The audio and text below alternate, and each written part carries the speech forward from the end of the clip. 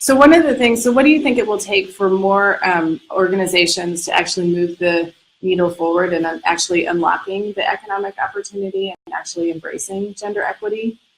And the reason I ask this question is this. So in the last year, the World Economic Forum, they, as you well know, they come out every year with their gender equality report. And we've gone back 47 years in the last year and 10 years in North America. And North America is actually the worst performing region in the world.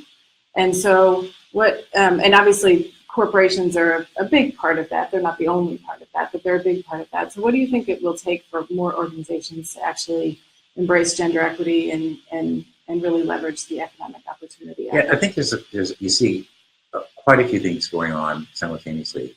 You see leaders, CEOs, Sheryl Sandberg, COOs, Yeah. so you see leaders of companies that are setting examples, and other leaders observing them and saying, wow, they're a beacon for me, they're a North Star for me. And then, so you see those iconic leaders standing up and people admiring them, and then admiring the business results, and admiring them individually as leaders and wanting to follow.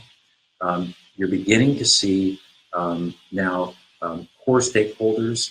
I may get this wrong, so I'm saying it's a code, so I may misquote this, right? With the letter that was sent from BlackRock to various companies that they're invested in, by Larry Fink is the CEO there.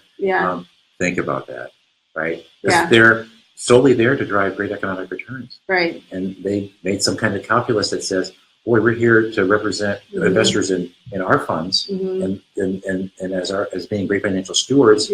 Our mechanism, part of the way that we're doing that, is making sure that the companies that we're invested in are driving down these values and driving these core values and driving to a place in the world that's more equal. Those things, that's going to create change. So when I saw that, I was like, standing up, like applauding, saying, wow, that's transformative leadership. So when you see leadership coming from that vector, you see the CEO vector, and then you see kind of the groundswell of employees kind of voting with their social media and voting with their feet. Is wanting to work for companies, to be aligned with companies that reflect the values that are the values of their own. And then you see consumers making the same sort of choices. And you see consumers, again, voting with their dollars or euros or yen or RMB, voting as well, voting for brands. And it's getting harder and harder for a brand to stand on the sideline on so many of these issues in society and not have a view about these issues of equality.